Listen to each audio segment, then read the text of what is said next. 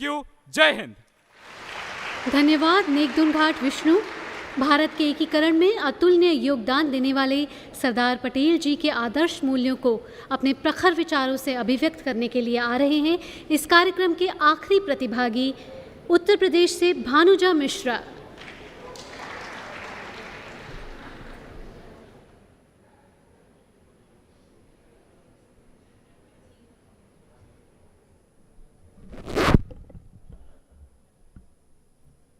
शोभित है सर्वोच्च मुकुट से जिसके दिव्य देश का मस्तक, गूंज रही हैं सकल दिशाएं जिनके जय गीतों से अब तक, नदियां जिनकी यश धारा सी बहती हैं अब भी निशिवासर, धरा शिरोमणि मातृभूमि में धन्य हुए हैं जीवन पाकर।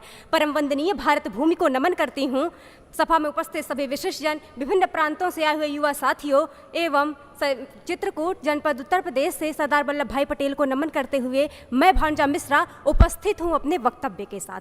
भारतीय एकता के शिल्पी, आधुनिक भारत निर्माता, एकीकृत भारत के जनक, भारत के प्रथम उप प्रधानमंत्री, गृह मंत्री, भारत रत्न सरदार वल्लभ भाई पटेल का व्यक्तित्व जब हमारे चित्त में आता है तो उन्हीं के शब्द गुंजायमान हो जाते हैं कि निश्चित ही इस भारत भूमि में कुछ तो अनूठा है जो अनेक बाधाओं के बावजूद यहाँ महान आत्माओं का निवास रहा है।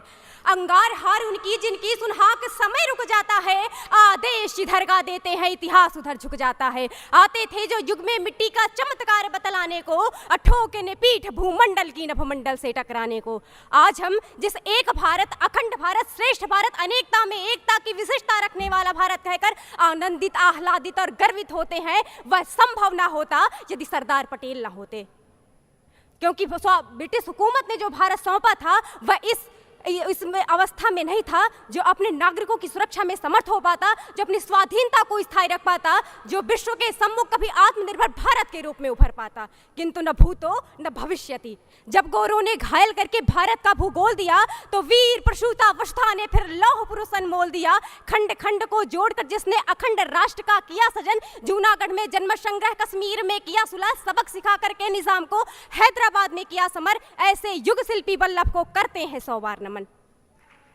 हम वास्तव में मुंडे मुंडे मतिर भिन्ना सुंडे सुंडे सरस्वती वाले राष्ट्र में किसी को अपनी संप्रभुता त्यागने के लिए सहमति प्राप्त कर लेना, विवश कर लेना अपने आप में एक विशिष्ट उपलब्धि है। हम उन्हें भारत का बिस्मार्क कहते हैं, किंतु सही अर्थों में वो बिस्मार्क से बढ़कर थे। उस समय लंदन टाइम्स ने लिखा कि बिस्मार्क की उपलब्धियां पटेल के सामने महत्वहीन हो जाती हैं। राष्ट्रपिता गांधी लिखते हैं कि रियासतों की समस्या इतनी जटिल थी जिसे केवल तुम ही हल कर सकते थे। वास्तव में पटेल जमीन से जुड़े नेता थे, आम जनमानस की पीड़ा से परिचित। वे चाहते थे कि भारत एक ऐसा उत्पादक राष्ट्र बने जहां कोई अन्न के लिए आंसू बहाता भूखा ना रहे। इसलिए उन्होंने इस दिशा में ऐसे कई कार्य किए जो आज भारत के लिए नींव का पत्थर साबित हो रहे हैं। उन्होंने भारतीय नागरिक सेवा का भारतीयकरण करके उसे भारतीय प्रशासनिक सेवा में तब्दील किया, उसे राजभक्ति से देशभक्ति की ओर उन्मुख किया।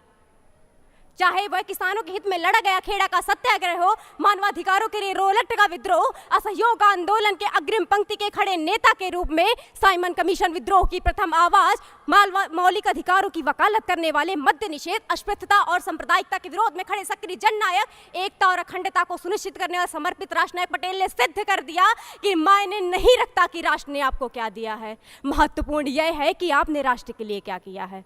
वो कहते हैं सत्ताधीशों की सत्ता तो मृत्यु के साथ खत्म हो जाती है, किंतु देशभक्तों की सत्ता मृत्यु के बाद भी कायम रहती है। देश सेवा में जो मिठास है वह किसी अन्य में नहीं।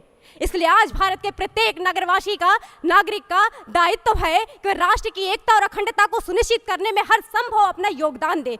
हर भारतवासी जो इस देश का नागरिक है, तन से, मन से, धन से, वाणी से, विचार से, कर्म से, व्यवहार से, कला से, विज्ञान से, धर्म से, अध्यात्म से, हर स्तर पर हर संभव प्रयास करे ताकि देश एक विकसित राष्ट्र बने। आग लगने पर वृथा करना प्रतीक्षा वृष्टि की, ये धरा अधिकारिणी संपूर्ण करुणा दृष्टि की। हो उच्चता आचार में, विश्वस्तता व्यवहार में, तेजस्विता हो त्याग में, उन्मुक्तता अनुराग में, सर्वधर्म संभाव एकता की बात हो, धर्म मेरा राष्ट्र हो और भारती मेरी जात हो। जय हिंद, जय माँ भारती। धन्यवाद। धन्यवाद भानुजा मिश्रा। इसी के साथ कार्यक्रम को विराम